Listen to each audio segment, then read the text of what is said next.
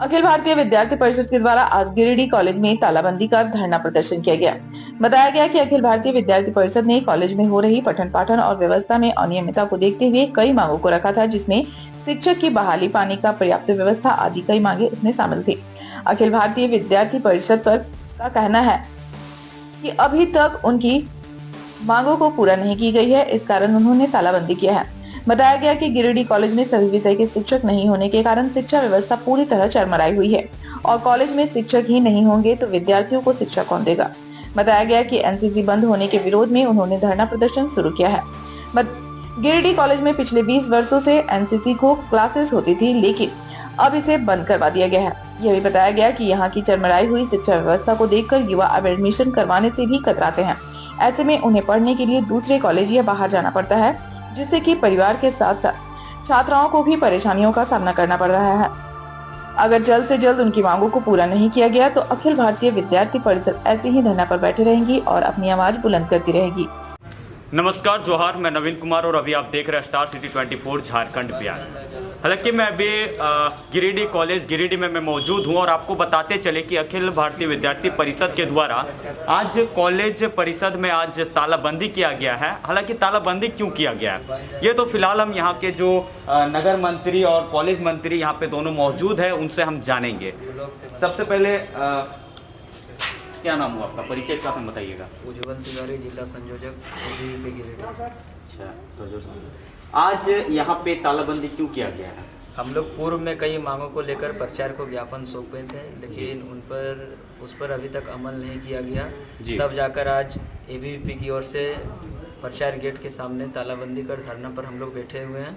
आप लोग को भी पता होगा कि एनसीसी पिछले हमको लगता है 20 सालों से यहाँ पे चल रहा था जी, जिससे यहाँ के ग्रामीण क्षेत्र से शहरी क्षेत्र के विद्यार्थी जो थे एनसीसी का ट्रेनिंग प्राप्त कर उस सेना में जाने के लिए उनको काफ़ी सहयोग मिलता था जी। लेकिन दुर्भाग्य है इस गिरिडीह कॉलेज के लिए और गिरिडीह के लिए कि इस वर्ष से यहाँ पे एनसीसी का नामांकन नहीं लिया जा रहा है जी। हम लोग इसके लिए लगातार लड़ाई लड़ेंगे। उसके बाद आप देखेंगे गिरिडीह कॉलेज इतने बड़े कैंपस है, कहीं आपको पानी नहीं मिलेगा। पूरा अभी जाके आप कैमरा को घुमाइए, आपको कहीं पानी नहीं मिलेगा, जबकि सब जगह पे लिखा हुआ रहता है जल ही जीवन है। लेकिन कहीं इतने सारे विद्यार्थी आते हैं, उनको पानी नहीं मिल पाता है जी। इसके बाद आप देखेंगे शिक्षक नियमित रूप से नहीं आते हैं।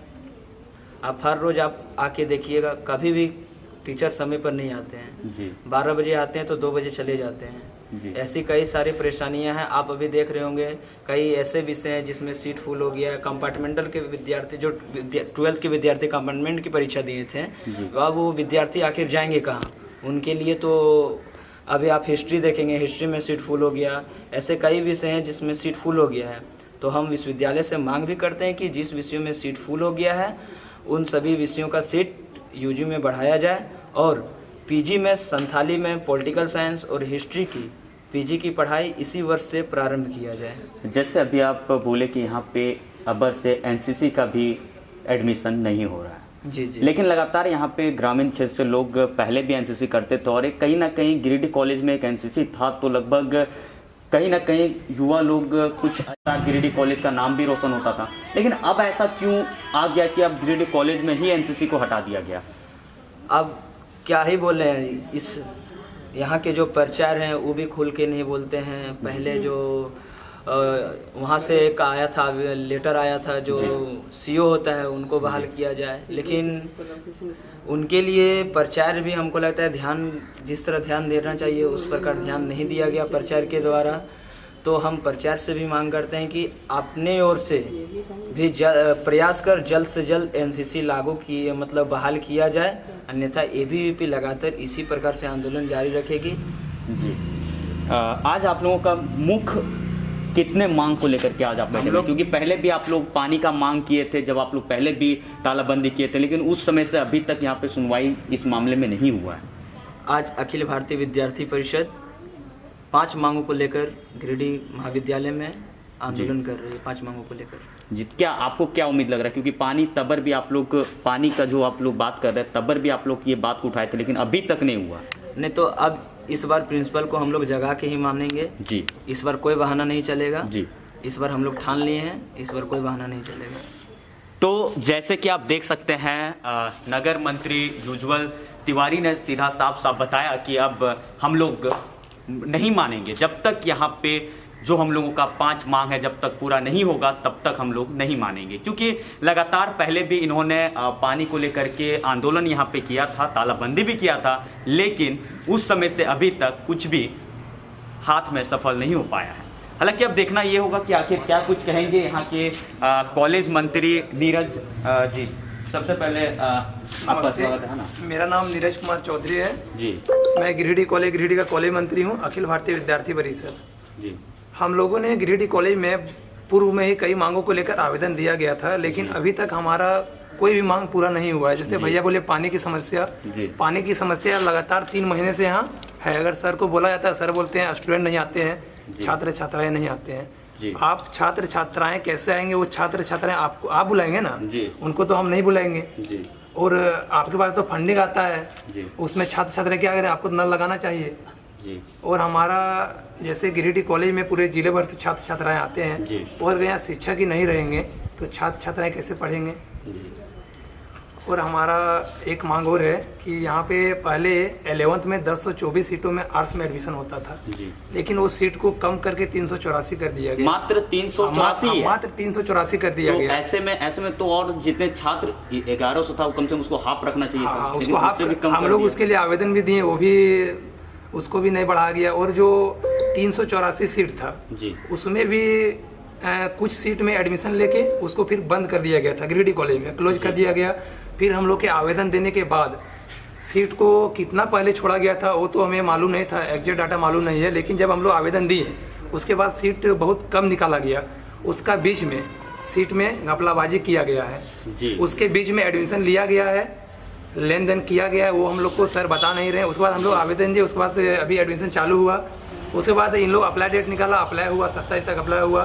27 के बाद आज 6 तारीख हो गया, लेकिन अभी तक लिस्ट नहीं निकाला गया। मतलब इसके थ्रू भी घपला तक लिस्ट नहीं निकाला गया, मतलब इसके थ्रू भी घपला हो रहा है, एडमिशन लिया जा रहा है। तो ऐसा क्यों हो रहा है? अगर आपने अप्लाई करवाया, 27 को अप्लाई खत्म हुआ, आपको 29 को तो निकाल देना चाहिए लिस्ट। आपने क्यों नहीं निकाला? मान लीजिए जो बच्चा अप्लाई किया अगर उसका नाम नहीं आया, वो कहाँ जाएगा? उसके बाद आप जिम्मा लेते हैं, कॉलेज जिम्मा लेता है उसका एडमिशन का। तो ये सब सुनने में बड़ा खराब लगता है। छात्र छात्राओं का भविष्य के साथ खिलवाड़ नहीं करना चाहिए। इसी चीजों को लेकर के आप लोग और हमारा बहुत मांग है, वो आज हम सर को लिख के देंगे। मेन हमारा पानी का मुद्दा है, और यहाँ पर शिक्षा का कमी है, शिक्षा का कमी का भरपाई होना चाहिए। और यहाँ ड्रेस कोड लागू हुआ है, तो मैं सर से मांग करूँगा कि ऐसा कोई नियम निकाले जिससे सिर्फ कॉलेज का बच्चा या एंट्री करे, अदर कोई भी जो भी है छात्र छात्राएं जो भी है अदर पर्सन वो एंट्री ना कर सके। ऐसा कोई रूल निकाले। और बाइक जो स्टैंड है वो एक कॉलेज में बनाया जाए, ताकि कोई भी अदर पर्सन जो आते हैं वो बाइक लेकर डायरेक्ट प्रिंसिपल ऑफिस तक ना आए। इससे कॉलेज में थोड़ा गलत माहौल बनता है, गलत असर पड़ता है जी।